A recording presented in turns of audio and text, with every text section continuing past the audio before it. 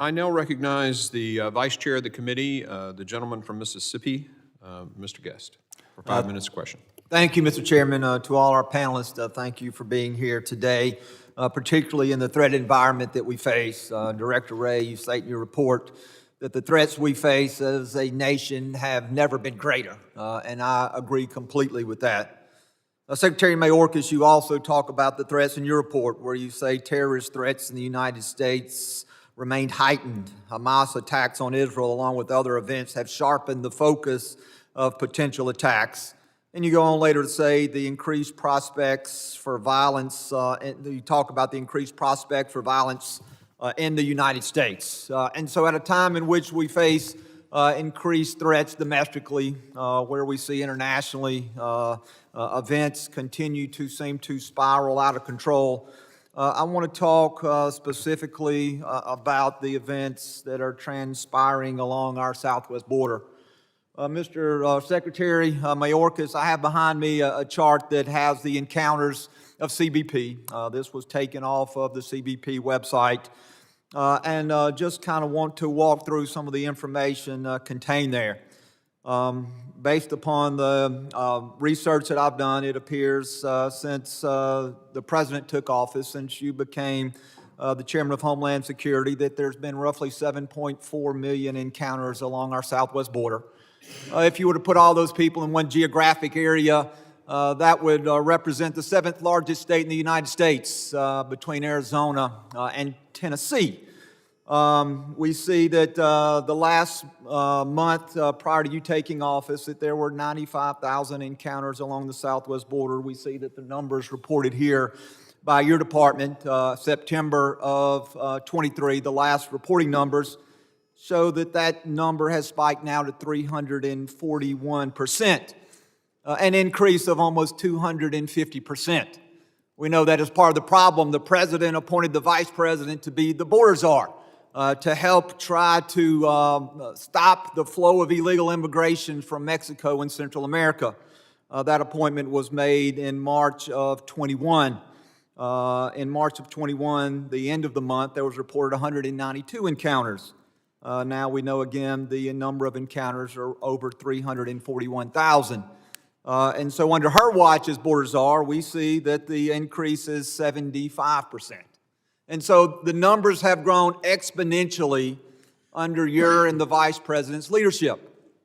One of my questions to you is, do you look at the daily encounter numbers that are put out by your department? Is that something, a statistic that you look at on a regular basis? Vice Chairman Guest, it is, in fact, and the numbers about which you speak are reflective not only of a challenge at our southwest border, but rather a challenge of migration throughout our entire hemisphere. And I understand that. And so you do look at the numbers. You do look at the daily reporting numbers.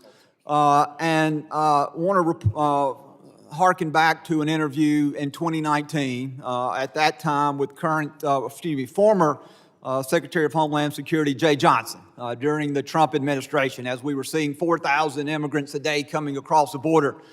At that time, the former Director of Homeland Security, in an interview with MSNBC, said that, and he said, "My staff would tell you that if the number of daily apprehensions was under 1,000 the day before, that was a relative good number.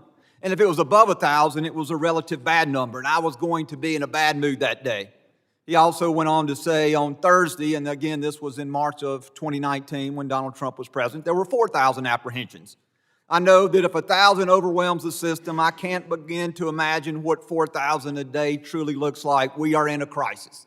And so my question to you, if Secretary Johnson said 1,000 immigrants a day when he was in the position that you sent, if that was a bad day, and that 4,000 a day was a crisis, what is a bad day for you, Secretary Mayorkas? Because we see now that the numbers have exploded.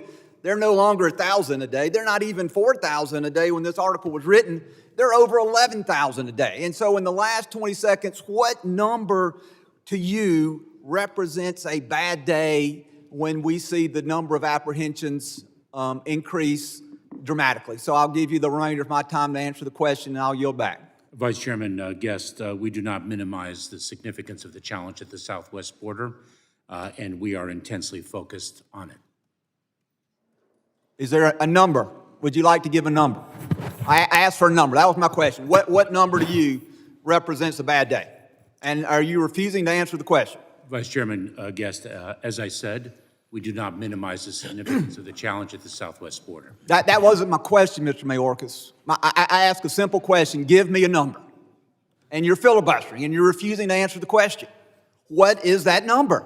I have answered your question. No, you haven't, Mr. Mayorkas. You've not answered the question. I can do hand signals at this point, right? Mr. Ivey, if you let him answer the question, or maybe if you would like to answer for him, because clearly he does not intend to answer my question. I think it's, you know, Is it not a fair question? I'm just saying you're over your time, that's all. We don't need any more points about over the time, okay? As I just sent to you, I think it was just last week, I let Mr. Correa vote after we had gavelled out. I am gracious here, and I'll be gracious to both sides of the aisle. And Mr. Chairman, So, I would don't ask want you- any more interruptions about time being expired, please. Thank Mr. you. Chairman, I would ask you to direct the witness to answer the question. Do you have a number? I have answered it to the best of my ability, Mr. Chairman. Clearly.